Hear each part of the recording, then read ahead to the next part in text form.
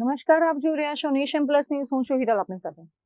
વડોદરા મહાનગરપાલિકાનું ચૂંટણીનું કાઉન્ટડાઉન શરૂ થઈ ચૂક્યું છે. ત્યારે એક તરફ ભાજપ પોતાની તૈયારીઓ કરી રહ્યું છે, તો બીજી તરફ વડોદરા કોંગ્રેસ પણ હવે ફૂલ એક્શન મોડમાં જોવા મળી રહી છે. આજે શહેરના શાસ્ત્રી બીચ ખાતેથી કોંગ્રેસ દ્વારા વિજય સંકલ્પ અભિયાનનો વિધિવત પ્રારંભ કરવામાં આવ્યો હતો.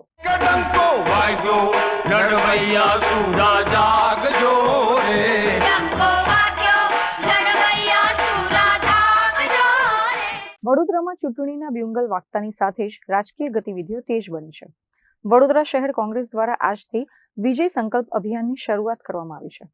વોર્ડ નંબર 14ના શાસ્ત્રી બાગ ગેટ પાસેથી અમિત ઘોટીકર અને અન્ય અગ્રણીઓએ કોંગ્રેસના સ્ટીકર ચોંટાડીને આ અભિયાનને વેગ આપ્યો હતો.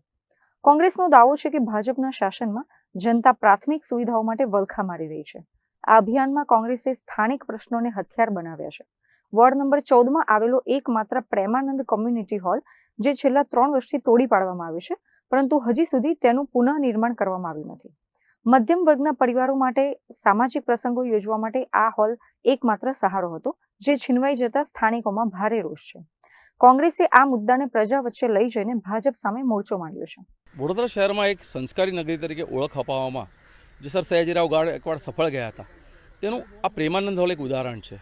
આજથી 50 વર્ષ પહેલાં આ કન્સ્ટ્રક્ટેડ હોલ કોંગ્રેસની સરકારમાં બંધાયો હતો. હું મારી જનોઈની વાત કરું તો 4 મે 1986 અહીંયા જનોઈ થઈ હતી. પરંતુ પરિસ્થિતિ એવી છે કે આજે આ તળાવની વચ્ચે જે હોલ છે, કદાચ આ ડેસ્ટિનેશન ઉદયપુરમાં હોત ને તો કદાચ ઉદયપુરમાં લખલૂટ પૈસા લઈને આજે લોકો અહીંયા રિસેપ્શન કે હોલ કે મેરેજ કે ફંક્શન કરાવતા હોત. પણ વડોદરાની પરિસ્થિતિ તમે જોઈ શકો છો કે આજે અહીંયા ઉજ્જડ ગામ છે. છેલ્લા 2 વર્ષથી અહીંયાની પરિસ્થિતિ એવી છે કે અહીંયા કોઈ ઝાંખવા પણ આવતું નથી. આજે જૂના વડોદરામાં વોર્ડ નંબર 14માં આ એકમાત્ર કોમ્યુનિટી હોલ એવો હતો. અહીંયા જનરલી મધ્યમ વર્ગના લોકો રહે છે. મધ્યમ વર્ગ અને ગરીબ વર્ગના લોકો માટે આ હોલ એક સારા એક તકની ઉજ્જવળ તક હતી, કારણ પોતે જો ફંક્શન કરવું હોય તો એક થોડાક પૈસામાં એ ફંક્શન એ કરી શકતા હતા. હવે આ જ પ્રજાને મોટા મોટા પાર્ટી પ્લોટમાં જઈને પોતે બુકિંગ કરાવીને દેવું કરીને પણ ફંક્શન કરવું પડે છે.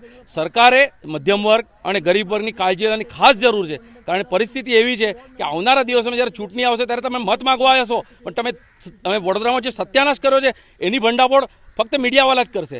આવનારા દિવસમાં હું તમને જણાવવા માગું છું કે આ જ મોરચો કોર્પોરેશનમાં પણ જશે અને એ જ માંગ કરશે કે અહીંયા પ્રેમાનંદ હોલનું તરત ને તરત રિકન્સ્ટ્રક્શન કરવામાં આવે, જેથી સામાન્ય અને ગરીબ વર્ગના લોકો સારી રીતે જીવી શકે.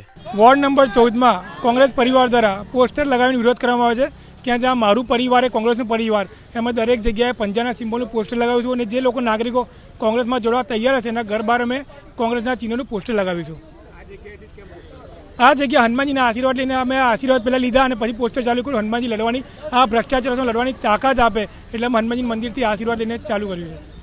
અત્રે ઉલ્લેખનીય છે કે ચૂંટણી પૂર્વે કોંગ્રેસની આ સક્રિયતાએ વડોદરાના રાજકારણમાં નવો વળાંક આપ્યો છે. પ્રેમાનંદ હોલ અને વિકાસના આ મુદ્દાઓ મતમાં પરિવર્તિત થાય છે કે કેમ તે હવે જોવાનું રહેશે. કેમેરામેન નવનીત પરમાર સાથે Chirag Patel, Nation Plus News, Vadodara.